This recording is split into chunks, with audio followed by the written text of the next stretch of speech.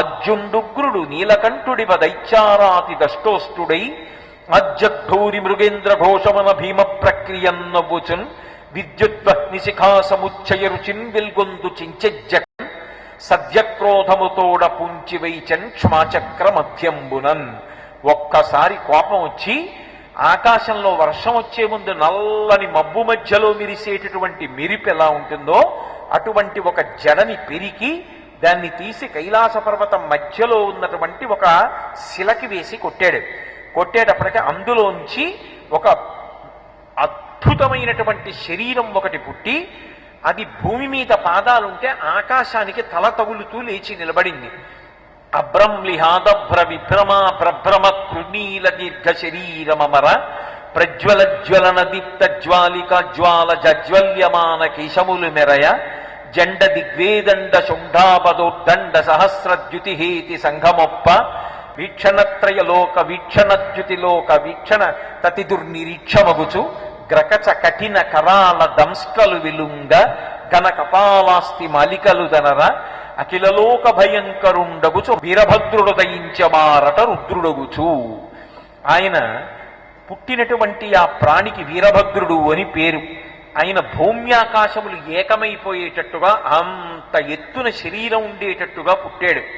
ఆయన వెంట్రుకలు ఇలా నిలబడితే ఏదో అగ్నిహోత్రం వెలుగుతుంటే ఎలా ఉంటుందో అనంతమైనటువంటి ఆయుధాలు చేతిలో పట్టుకొని పరమశివుడికి ప్రదక్షిణం చేశాడు. ప్రదక్షిణం చేసి శివ ఏమి ఆజ్ఞ, దేని చేత నన్ను మీరు సృజించారని అడిగాడు.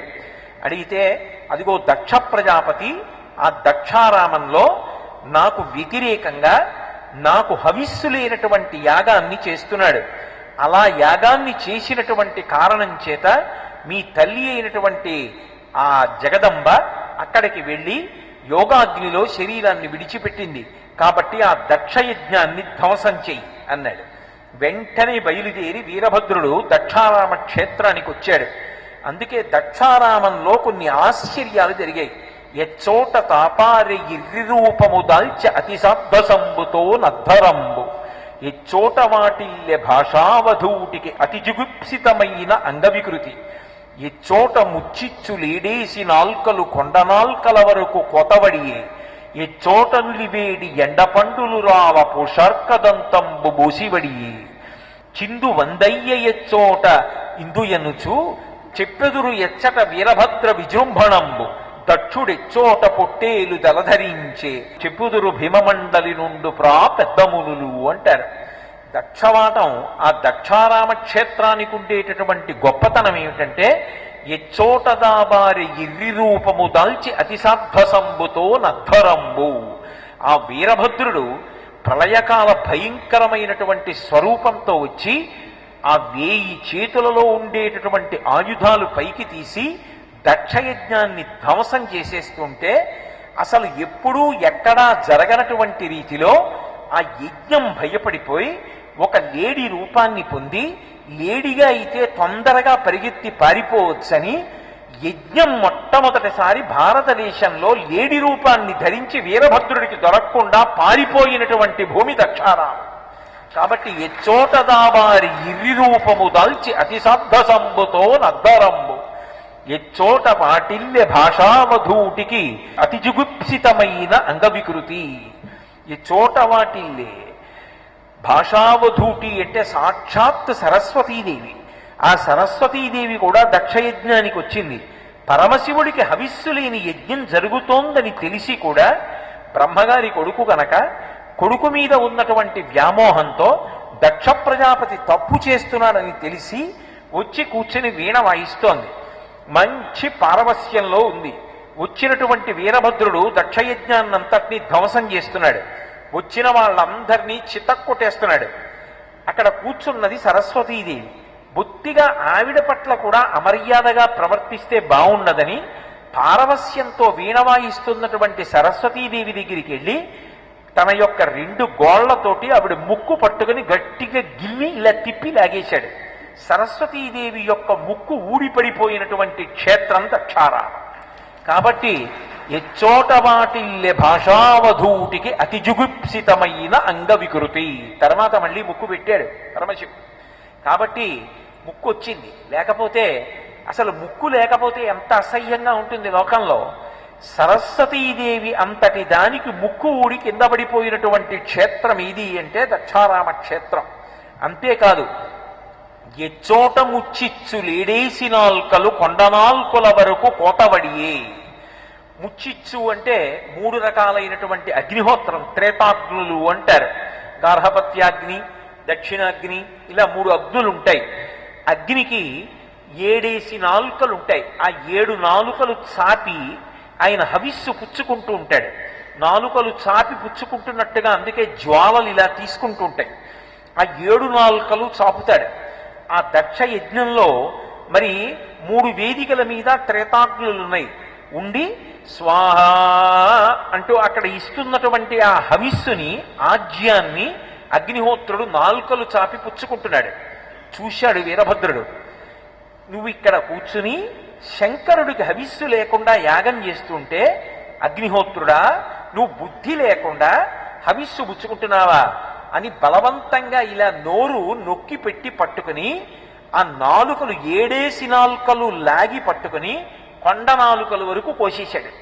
3 అగ్నిహోత్రాలకి కొండ నాలికల వరకు 7 నాలుకలు కోతబడినటువంటి క్షేత్రం ఏది అంటే దక్షారామం. అగ్నిహోత్రము యొక్క 7 నాలుకలు నేలబడినటువంటి క్షేత్రం. కాబట్టి ఎచ్చోట ముచ్చిచ్చు 7 నాల్కలు కొండనాల్కల వరకు కోతవడియే, ఏ చోట నులివేడి ఎండ పండులు రాల పూషార్కదంతంబు బోసివడియే. పూష అన్న పేరుతో బాలార్కుడు అంటారు. బాలసూర్యబింబం ఉంటుంది. ఆ ప్రాతకాలంలో బాలసూర్యుడు వచ్చాడనుకోండి, వేడి చాలా విపరీతంగా ఉండదు. ఏదో నులివేడి అంటారు చూడండి, కొద్దిగా గోరువెచ్చగా ఉంటుంది. ఆ గోరువెచ్చగా ఉండేటటువంటి నులివేడి తగిలేటట్టుగా ఉండేటటువంటి బాలార్కుడు, ఆ బాలసూర్యుడు దక్షయజ్ఞానికి వచ్చాడు. దక్షయజ్ఞానికి వచ్చి కూర్చున్నాడు. చూశాడు వీరభద్రుడు, నువ్వు కూడా వచ్చి కూర్చున్నావా ఇక్కడ అని ఆయన నోరు గట్టిగా దవడలు నొక్కి పెకలించి ఆయన నోట్లో ఉన్నటువంటి పళ్ళన్నీ పీకేసి కింద పడేశాడు. పూషార్కదంతంబు బోసివడియే. ఆ పూష అని పేరు కలిగినటువంటి బాలసూర్యుడి నోటిలో ఉన్నటువంటి పళ్ళన్నీ రాలిపోయినటువంటి క్షేత్రం దక్షారామం. అప్పటి నుంచే సూర్యనారాయణమూర్తికి పాయసాన్నం నైవేద్యం, తేలిగ్గా తింటాడని. కాబట్టి ఎచ్చోట నులివేడి ఎండపండులు రాల పూషార్కదంతంబు బోసివడియే. అలాగే దక్షుడెచ్చోట పొట్టేలు తలధరించే. ఆయన గొప్ప తపస్సు చేశాడు దక్ష ప్రజాపతి. మిగిలిన వాళ్ళనందరినీ పడగొట్టగలిగారు కానీ దక్ష ప్రజాపతిని పడగొట్టడం అంత తేలిక కాదు. అందుకే వీరభద్రుడు ఏం చేశాడంటే ఆ దక్ష ప్రజాపతి యొక్క గుండెల మీద మోకాలు అంచి ఆయన తలకాయని గిరగిరగిరగిరగిర తిప్పి ఊడబెరికి ఆ యజ్ఞగుండంలో పారేశాడు. అది ఆ యజ్ఞంలో దగ్ధమైపోయింది. దగ్ధమైపోతే మొండెం ఒక్కటే మిగిలిపోయింది. తర్వాత బుద్ధి తెచ్చుకున్నటువంటి దక్ష ప్రజాపతి దక్షిణామూర్తిగా కైలాస పర్వతం మీద కూర్చున్నటువంటి పరమశివుణ్ణి వెళ్ళి ధ్యానం చేసి ఆరాధించాడు. మళ్ళీ భోళాశంకరుడు కనుక ఎంత కోపం వచ్చిందో అంత తేలికగా అనుగ్రహించగలిగిన వాడు. వాగర్ధ వివసంపృక్తం ఆగర్ధ ప్రతిపత్తయే జగత పితరవ్ వందే పార్వతీ పరమేశ్వరవు అని పేరు. ఆయన లోకములన్నిటికీ కూడా తండ్రి కనుక, అపారమైనటువంటి దయ కలిగినటువంటి వాడు కనుక, ఇంతలో కోపం వస్తే అంతలో వదిలిపెట్టేయగలిగినటువంటి వాడు కనుక, నిజానికి పరమశివుడికి కోపం రావడం అనేటటువంటి మాట ఉండదు. మీరు బాగా తెలుసుకోవాలి. ఎందుకో తెలుసా? ఈ మాట నేను చెప్పడం కాదు, వేదం చెప్పింది ఆయన గురించి. ఆయన గురించి చెప్తూ ఒక మాట చెప్పింది. సదాశివాయ అంది. నమస్తే అస్తు భగవన్ విశ్వేశ్వరాయ మహాదేవాయ త్రయంబకాయ త్రిపురాంతకాయ త్రికాగ్నికాలాయ కాలాగ్నిరూపాయ నీలకంఠాయ మృత్యుంజయాయ సదాశివాయ అంటారు. సదాశివాయ. అలాగే శంకరుడి గురించి పంచబ్రహ్మమంత్ర పఠనం అని చెప్పి సద్యోజాతం ప్రపద్యామి సద్యోజాతాయ వై నమో నమః అని పంచబ్రహ్మమంత్రాలని చదువుతారు. ఆ పంచబ్రహ్మమంత్రాలు చదివినప్పుడు కూడా ఆయన గురించి ఒక మాట చెప్తారు. సమస్త విద్యలకు ఆలవాలము నువ్వే అని ఆయన గురించి చెప్తూ, అటువంటి వాడివైనటువంటి ఓ శివ, సదాశివాయ అని పిలుస్తారు ఆయన్నొక్కడిని. సదా బ్రహ్మాయ అన్న మాట లోకంలో లేదు, సదా విష్ణు అన్న మాట లోకంలో లేదు, సదాశివ ఉంది లోకంలో. అందుకే సదాశివ శాస్త్రి గారని దక్షిణ దేశంలో చాలా మంది సదాశివ అని పేరు పెట్టుకుంటారు. శివ అంటే మంగళప్రదుడు, శివ అంటే శుభములనిచ్చువాడు, శివ అంటే క్షేమంకరుడు, శివ అంటే ఎప్పుడూ అవతల వారి యొక్క అభ్యున్నతిని కోరుకునేటటువంటి వాడు తప్ప ఎప్పుడూ ఎవ్వరిని పాడు చెయ్యని వాడెవరుంటాడో ఆయనకే శివ అని పేరు. ఎప్పుడో ఒకప్పుడు చేస్తుండడం కాదు, ఎప్పుడూ అవతల వారి యొక్క అనుగ్రహాన్ని మాత్రమే చూసేటటువంటి వాడెవరున్నాడో ఆయనకే సదాశివ అని పేరు. అందుకే మీరు చూడండి, అసలు లోకంలో మనుష్యులు కాదు, సమస్త ప్రాణుల యొక్క క్షేమాన్ని చూడగలిగిన వాడెవరంటే ఆయన ఒక్కడే. అందుకే ఆయన దగ్గరే 3 కన్నులుగా సూర్యుడు, చంద్రుడు, అగ్ని ముగ్గురు ఉంటారు. వందే శంభుమమాపతిం సరగురుం వందే జగత్కారణం వందే పన్నగభూషణం మృగధరం వందే పశూనాం పతిం వందే సూర్య శశాంక వహ్ని నయనం అంటారు. సూర్యుణ్ణి ఒక నేత్రంగా పెట్టుకుని కాలాన్నంతటినీ కదపగలిగినటువంటి వాడు ఆయనే. సూర్యుడి ద్వారా లోకానికి వేడిని వెలుతుర్ని ఇచ్చేటటువంటి వాడు ఆయనే. పగటిపూట వేడి చేత తప్పించినటువంటి ప్రపంచానికి రాత్రివేళ చంద్రుడనబడేటటువంటి కంటి ద్వారా తాపోపశాంతిని కల్పిస్తూ చల్లతనాన్ని ఇచ్చేటటువంటి వాడు ఆయనే. చంద్రుడనేటటువంటి కంటి ద్వారా అమృతాన్ని లోకమునకు పంచిపెట్టి ఓషధులు తయారయ్యేటట్టుగా చేసి మళ్లీ మళ్లీ మనం తినడానికి కావలసినటువంటి అన్నము సృజింపబడడానికి కారణమైనటువంటి వాడు ఆయనే. రోగములు పోవడానికి కావలసినటువంటి ఓషధులను ఇచ్చేటటువంటి వాడు ఆయనే. మనం అన్నం వండుకు తినడానికి కావలసినటువంటి అగ్నిహోత్రాన్ని కానీ, ధర్మచక్రం తిరగడానికి యజ్ఞం చేసి యజ్ఞంలో హవిస్సులు ఇవ్వడానికి కావలసినటువంటి అగ్నిగా యజ్ఞకుండంలో నిలబెట్టడానికి అవసరమైనటువంటి మహానుభావుడైనటువంటి హవ్యవాహనుణ్ణి ఇచ్చినటువంటి వాడు కానీ, పితృకర్మ చేసినప్పుడు కవ్యాన్ని ఇవ్వడం కోసమని చెప్పి అగ్నిని మనకి అందించినటువంటి వాడు కానీ, ఈ 3 రకాలైనటువంటి అభ్యున్నతులను అగ్ని రూపంగా మనకి అనుగ్రహిస్తున్నవాడు కానీ పరమశివుడే. అందుకే ఆయన శివ అంటే ఎప్పుడూ మంగళములను చేస్తుండేటటువంటి వాడు, ఎప్పుడూ శుభములను మాత్రమే చేస్తుండేవాడు తప్ప అసలు అశుభమం చెయ్యడం అనేటటువంటి మాట తెలియనటువంటి వాడెవరో ఆయనని శివ అంటారు. అటువంటి శివ ఎప్పుడో చేసేవాడు కాదు, ఎప్పుడూ శివ. అందుకని సదాశివ. సదాశివుడికి కోపం ఉండదు. కానీ మరి కోపం ఎందుకు వచ్చింది అంటే లోకాన్ని నిగ్రహించడానికి కోపం వచ్చినట్టు నటిస్తాడు. దక్షిణామూర్తిగా కూర్చున్నటువంటి శంకరుడి దగ్గర దక్ష ప్రజాపతి యొక్క జీవుడు ఏడ్చి క్షమాపణ చెప్పి ప్రార్థన చేస్తే అనుగ్రహించి గొర్రె యొక్క తలకాయని నీకు ఇస్తున్నానయా, ఇక పైన గొర్రె తలకాయ పెట్టుకో అని అనుగ్రహించాడు. అందుకే దక్షుడెచ్చోట పొట్టేలు తలధరించే. దక్షారామ క్షేత్రంలోనే దక్ష ప్రజాపతి శివుడి మీద ద్వేషాన్ని విడిచిపెట్టి శివుడు మహానుభావుడని తెలుసుకుని శివుడికి క్షమాపణ చెప్పి నమస్కరించి గొర్రె యొక్క తలని తగిలించుకున్నాడు. కాబట్టి దక్షుడెచ్చోట పొట్టేలు తలధరించే చిందు వందయ్య ఎచ్చోట ఇందు అనుచు చంద్రుడు ఆ సభకొచ్చాడు. నా చికాకులు పడ్డాడు. అంత ఆదరించినటువంటి శంకరుణ్ణి కాదని వచ్చినందుకు పడరాని ఇడుములన్నీ చంద్రుడు పడినటువంటి క్షేత్రం దక్షారామ క్షేత్రం. మహానుభావుడు శంకరుడు చంద్రుడికి ఇచ్చినటువంటి స్థానం అంతటిది ఇంతటిది కాదు. నిజానికి చంద్రుడు ఎన్నో కళంకాలు తెచ్చుకున్నా అందరు భార్యలతో సమానంగా ఉండకుండా ఒక్క రోహిణి పట్ల ప్రేమగా ఉండి దక్ష ప్రజాపతి ఆగ్రహానికి కారణమై క్షయవ్యాధిగ్రస్తుడైన, లోకం చేత నింద పొందిన వాడైనా సరే, లోకం చేత అపహసింపబడిన వాడైనా సరే, నన్ను భక్తితో నమ్ముకున్న వాణ్ణి నెత్తి మీద పెట్టుకుంటానని చెప్పడానికి చంద్రవంకని తీసి తలధరించినటువంటి కారుణ్యమూర్తి శంకరుడు. అటువంటి కారుణ్యమూర్తిని విడిచిపెట్టి దక్షయజ్ఞానికి తగుదునమ్మా అని వెళ్ళినందుకు పడరాని ఇడుములు పడ్డాడు వీరభద్రుడి చేతిలో. కాబట్టి చిందు వందయ్య ఎచ్చోట ఇందు అనుచు చెప్పుదురు వీరభద్ర విజృంభణంబు. ఆ వీరభద్రుని యొక్క విజృంభణ ఉందే, ఇంతమందిని ఆయన దారిలోకి తీసుకొచ్చి దక్షయజ్ఞంలో ఇంతమందిని అలా ఇలా కాకుండా హింస పెట్టినటువంటి క్షేత్రం ఏదున్నదో, శంకరుడు వీరభద్రుడి ద్వారా లోకాన్ని మళ్ళీ దారిలోకి తెచ్చినటువంటి క్షేత్రం ఏదున్నదో అది దక్షారామం. అందుకే చిందు వందయ్య ఎచ్చోట ఇందుయనుచు చెప్పుదురు వీరభద్ర విజృంభణంబు భీమమండలి నుండు పెద్దమునులు. ఆ భీమమండలిలో దక్షారామంలో ఉండేటటువంటి పెద్ద పెద్ద మునులందరూ కూడా దక్షారామం యొక్క వైభవం గురించి అన్ని విశేషాలు జరిగినటువంటి క్షేత్రము అని అంత గొప్పగా చెప్తారు. లోకంలో ఎక్కడైనా ఏదైనా ఒక క్షేత్రంలో ఒక అద్భుతమైనటువంటి ఉత్సవం జరుగుతోందనుకోండి, సాధారణంగా ఉత్సవం జరుగుతున్నటువంటి సమయంలో దేవతలు కానీ ఋషులు కానీ ఆ క్షేత్రంలో ఉన్నటువంటి స్వామి యొక్క దర్శనం కోసమని వస్తారు. కానీ దక్షారామంలో మాత్రం ఒక అద్భుతం ఉంది. దక్షారామ క్షేత్రంలో మాత్రం మిగిలిన ఏ క్షేత్రాల కన్నా భిన్నమైనటువంటి స్థితి ఉంటుంది.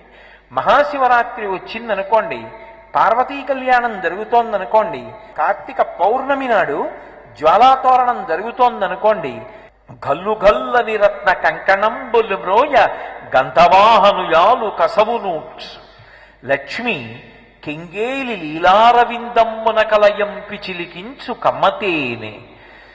అలాగే ఆకాశగంగయు తామ్రపర్ణియు కలిసి వలిముత్యముల రంగ వల్లి తీర్చు అధివాసనము చేయు యముని సిద్ధాంతంబు ధూమోర్ణ మహిషాక్షి ధూమకటిక సప్త పాతాళ నాగేంద్ర చంద్ర ముఖులు మణిమయ దీప స్తంభములగుదురు సోమమకుటినిగారాపు జ్యోటి అయిన దక్షవాటిక మహోత్సవములందు. ఆ దక్షారామంలో గొప్ప గొప్ప ఉత్సవాలు జరుగుతున్నప్పుడు గొప్ప అద్భుతాలు జరుగుతాయిట.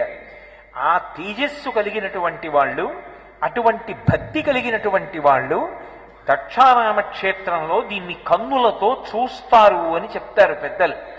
గల్లు గల్లని రత్న కంకణంబులు మ్రోయ గంధవాహనుయాలు కసవునూడ్చు. దక్షారామ క్షేత్రంలో ఉత్సవాలు జరుగుతున్నటువంటి రోజులలో తెల్లవారుజామున దేవాలయం తెరవడానికి ముందే వాయుదేవుని యొక్క భార్య వచ్చి చేతి యొక్క కంకణములు రత్నములతో కూడుకున్నవి గల్లు గల్లుమని చప్పుడవుతుండగా ఆ క్షేత్రాన్నంతటినీ కూడా చీపురు పట్టుకు తుడుస్తుంది. నమస్తే వాయో త్వమేవ ప్రత్యక్షం బ్రహ్మాసి అని పిలుస్తారు. పరబ్రహ్మంగా కీర్తించబడేటటువంటి వాయుదేవుని యొక్క ఇల్లాలు చేతి కంకణములు గల్లు గల్లుమని మోగుతుండగా వచ్చి అక్కడ ఉన్నటువంటి కసవు అంటే మాలిన్యాన్నంతటినీ కూడా తుడుస్తుంది. కాబట్టి గల్లు గల్లని రత్న కంకణంబులు మ్రోయ గంధవాహనుయాలు కసవునూడ్చు లక్ష్మి కెంగేలి లీలారవిందమ్మున కలయంపి చిలికించు కమ్మతేనే. ఆ వాయుదేవుని యొక్క భార్య వచ్చి ప్రాంగణాన్నంతటినీ తుడిచేసే వరకు లక్ష్మీదేవి అలా నిలబడుతుంది.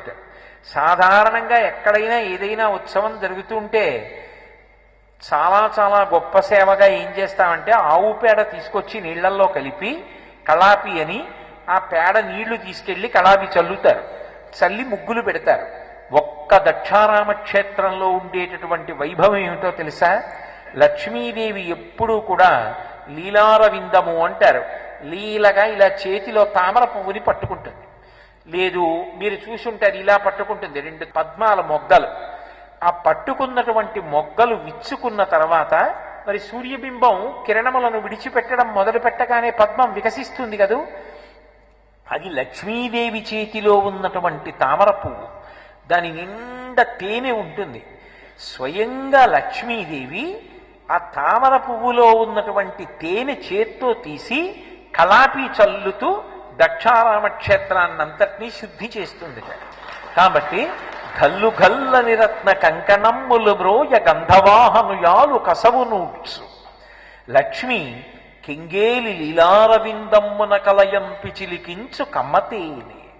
అంతేకాదు తామ్రపర్ణియుతాను తారాపదగంగ వలిముత్యముల రంగ వల్లి తీర్చు. తారాపదగంగా ఆకాశగంగా భూమి మీద ఉన్నటువంటి తామ్రపర్ణి నదితో కలిసి వచ్చి ఇద్దరూ కలిసి స్త్రీ స్వరూపాలు పొంది ఆ వచ్చినప్పుడు మంచి ముత్యాలు తీసుకొచ్చి మంచి ముత్యాలతో దక్షారామ క్షేత్రంలో గుడి చుట్టూ ముగ్గులేస్తారట. ఎవరు? ఏ భూమి మీద ఉన్నటువంటి గంగలో స్నానం చేసినంత మాత్రం చేత పాప పంకిలమంతా నశించిపోతుందో అటువంటి గంగే అంత గొప్పదైతే ఆకాశగంగ, తామ్రపర్ణి ఈ రెండు నదులు కూడా స్త్రీ రూపాలు పొంది మంచి ముత్యములు తీసుకొచ్చి మంచి ముత్యములతో ముగ్గులు పెడతాయిట. కాబట్టి తామ్రపర్ణియుతాను తారాపద గంగ వలిముత్యముల రంగ వల్లి తీర్చు. అలాగే అధివాసనము చేయు యముని శుద్ధాంతంబు ధూమోర్ణ మహిషాక్షి ధూమఘటిక. పరమశివుని యొక్క క్షేత్రంలో ధూపం వేస్తూ ఉంటారు. ఆ ధూపం వేయడం కోసం యమధర్మరాజు గారి యొక్క భార్య, ఆవిడ పేరు ధూమోర్ణ, ఆవిడ దున్నపోతునికి వస్తుందిట క్షేత్రానికి. దక్షారామ క్షేత్రానికి వచ్చి, అయ్య బాబోయ్, మా ఆయనకు కూడా ఆయుర్దాయం ఇచ్చినవాడు ఆయనే. ఒకానొకప్పుడు మార్కండేయుడు జోలికెడితే ఎడమకాలెత్తి మా ఆయన గుండెల మీద తంతే యమధర్మరాజు అంతటి వాడు ప్రాణాలు విడిచిపెట్టేశాడు. వక్షస్థాడనమంత కస్య కఠినాపస్మార సంవర్ధనం బుభృత్పర్యటనం నమచ్చురచిర కోటీర సంఘర్షణం కర్మేదం మృదులస్య తావక పద ద్వంద్వస్య గౌరీపతే మచ్చేతో మణిపాదుకా విహరణం శంభో సదాంగీకురు అంటారు శివానంద లహరిలో శంకరాచార్యుల వారు. యమధర్మరాజు గారి యొక్క పేరు చెప్పేటప్పటికి మిగిలిన ప్రాణులన్నీ గడగడలాడిపోతాయి. అన్ని ప్రాణులను గడగడలాడించగలిగినటువంటి వాడు ఆయా కాలములు ఆసన్నమయ్యేటప్పటికి వచ్చి ప్రాణుల యొక్క ప్రాణములను తీయగలిగినటువంటి సమర్థత కలిగినటువంటి యమధర్మరాజు గారి యొక్క గుండెల మీద తన్ని యముడి యొక్క ప్రాణములను తీసినటువంటి శక్తి కలిగినటువంటి శంకరుడి అనుగ్రహం ఆయన యందు ఉన్నంత కాలమే దీర్ఘాయుష్మంతుడై ఉంటాడని యమధర్మరాజు గారి భార్య ధూమోర్ణ దున్నపోతునిక్కి వచ్చి దక్షారామ క్షేత్రంలో ఉత్సవాలు జరుగుతున్నప్పుడు భీమనాథుడి దేవాలయం ముందు నిలబడి ఆ ధూమోర్ణ మహిషాక్షి ధూమఘటిక ఆ ధూపాన్ని వేస్తుందిట. క్షేత్రం అంతా గుడెంతా వేసి పెడుతుందిట. కాబట్టి ధూమోర్ణ మహిషాక్షి ధూమఘటిక సప్త పాతాళ నాగేంద్ర చంద్రముఖులు ఫణమణిజ్యోత్సన దివ్య కంబములగుదురు. వచ్చి ఉత్సవాల్లో ఏం చేస్తాం? దేవాలయాలకు వెళ్ళి దీపాలు పెడతాం. దీపాలు మామూలు దీపాలు పెట్టడం కాదు. ఒకనాడు వాసుకి లాంటి సర్పాన్ని మెడలో వేసుకున్నాడు. మెడలో వేసుకుని అనుగ్రహించాడు. మా సర్ప జాతిని శంకరుడు అనుగ్రహించినట్టు ఎవరు అనుగ్రహించారు? మిగిలినటువంటి దేవతలు చిత్ర విచిత్రమైనటువంటి మణులు వేసుకుంటారు. ఎంతో విలువైనటువంటి ఆభరణములను ఒంటి నిండా పెట్టుకుంటారు. కానీ పరమశివుడు చేతి వేళ్ల ఉంగరాలు దగ్గర నుంచి కాకోదర శ్రేణిపై అంటారు ఆ పావుల జాతి మీద అంత ప్రేమ చూపించాడు. ఒకనొకనాడు వాసుకుని గరుత్మంతుడొచ్చి తరుగుతుంటే, వాసుకి గరుత్మంతుడితో పోరాటం చేస్తుంటే శంకరుడు జోక్యం చేసుకుని వాసుకు దగ్గరికి వచ్చి, నువ్వు నాకు పరమభక్తుడివి కనుక కర్ణాటక క్షేత్రంలో ఉన్నటువంటి కుక్షికి వెళ్ళి అక్కడ నా గురించి తపస్సు చేస్తూ ఉండు. నీకన్నా కిందకి నేను లింగరూపాన్ని పొందుతాను. నా మీద నువ్వు పడగల పడతావు. నీ మీదకొచ్చి నా కొడుకు సుబ్రహ్మణ్యుడు వెలుస్తాడు భార్యతో కలిసి. సుబ్రహ్మణ్య క్షేత్రంగా ప్రఖ్యాతి వహిస్తుందని వరమిచ్చాడు. ఆ వాసుకిని తీసి మెడలో ఎప్పుడు హారంగా వేసుకుంటాడు. అందుకే శంకరాభరణం అని పేరు ఆ వాసుకి. అటువంటి రీతిలో సర్పజాతినంతటినీ అనుగ్రహించాడు. ఆదిశేషుణ్ణి పాదానికి అందెగా స్వీకరించి తాండవం చేస్తూ ఉంటాడు. అటువంటి శంకరుడు పాములన్నింటినీ అనుగ్రహించినవాడు. కాబట్టి మేము ఆయనకి సేవ చెయ్యొద్దా? మిగిలిన క్షేత్రాల్లో ఉత్సవం జరుగుతుంటే ఎవరెవరో వచ్చి దీపాలు వెలిగిస్తారు. దక్షారామంలో అలా కాదు దీపాలు వెలిగించవలసినదని సప్త పాతాళ నాగేంద్ర చంద్రముఖులు, సప్త పాతాళ లోకాల్లో ఉండేటటువంటి నాగలోకాలకి చెందినటువంటి నాగ కన్యకలన్నీ కూడా బయటికి వచ్చి దివ్య కంబములగుదురు. స్తంభాలులా ఇలా నిలువుగా నిలబడతాయిట. ఆ పావులు నిలబడి ఇలా పడగలు విప్పుతాయిట.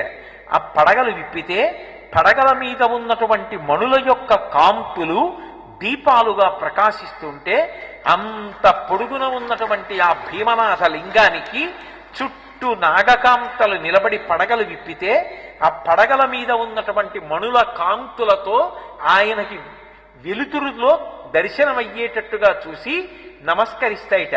అలా నిలబడి నాగకాంతలందరూ ఫణమణిజ్యోత్సన దివ్య కంబములగుదురు. తమ రత్నముల కాంతులతో ఆయనకి నీరాజనాలు ఇస్తారట. సోమమకుటిని గారాబు జ్యోటి అయినా, పరమశివుడికి అత్యంత గారాభం కలిగినటువంటి ఇల్లాలైనటువంటి దక్షవాటికా క్షేత్రమునందు, దక్షారామ క్షేత్రంలో మహోత్సవములందు ఉత్సవం జరుగుతుంటే భీమనాథుడికి అంత వైభవం జరుగుతుంది.